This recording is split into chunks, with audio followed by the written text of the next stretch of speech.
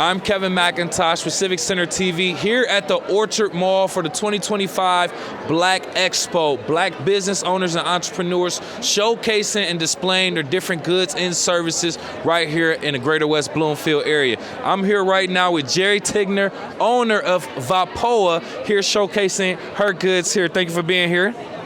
Hello. So tell us a little bit about what you have here today and a little bit about the story behind your brand. Okay then. So my company is based in Dar es Salaam, Tanzania. That is an East African country along the Indian Ocean coastline, sub-Saharan, so it's tropical all the time. It's a beautiful country. My company, Vapoa, value-added products out of Africa. I created in Tanzania in September of 2023. Out of Vapoa, I work with women batik makers and women tailors whom I have assisted in setting up their own businesses. I assist them further by supplying working capital, buying their batik fabrics that we then take to tailors, women tailors in Tanzania, who make all these beautiful products that you see. We have a full line of the Tanza Totes collection. Handbags, totes, cell phone cases. All of this came about as a result of me being in Tanzania working on another project, and I just ran into all this beautiful batik fabric and became fascinated with the possibilities. And knowing that women there make all of these fabrics by hand. Everyone sews in Tanzania. They are wonderful tailors. However, they had not done this kind of work before.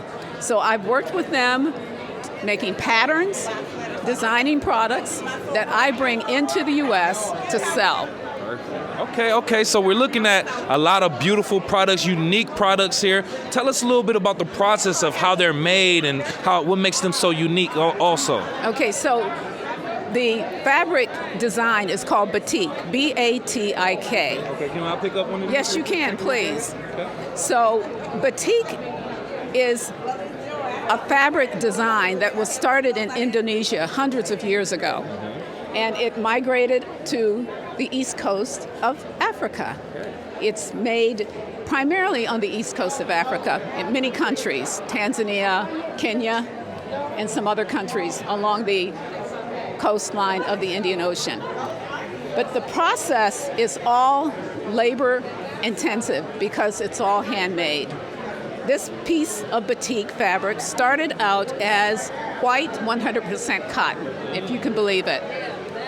They use what they call a wax resist method. They make molds by hand, designs on hard foam molds that they then proceed to dip into hot wax, paraffin wax.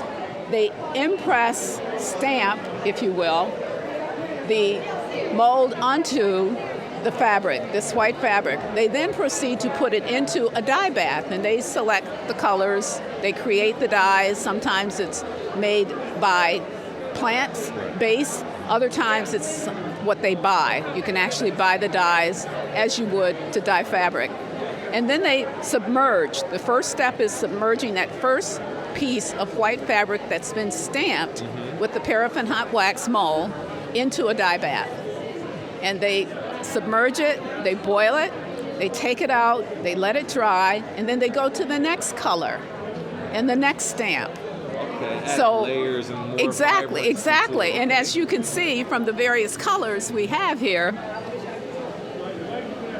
every color you see is a different dye application.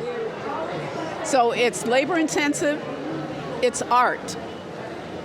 Every piece of batik fabric ends up being a unique piece.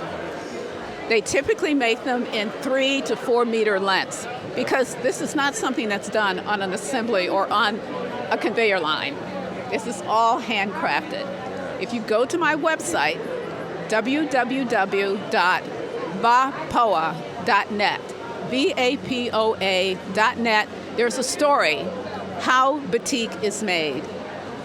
It is a wonderful technique that produces just beautiful, beautiful fabrics.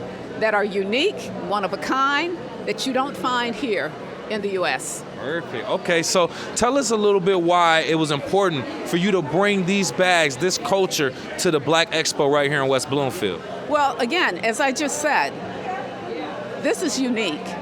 We don't find this in the U.S. We don't find it here in Michigan. We don't find it in West Bloomfield.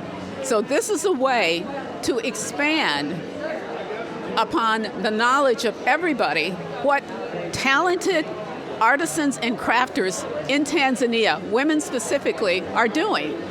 They make all of this by hand. They make something out of nothing, and that's what has touched me to my core.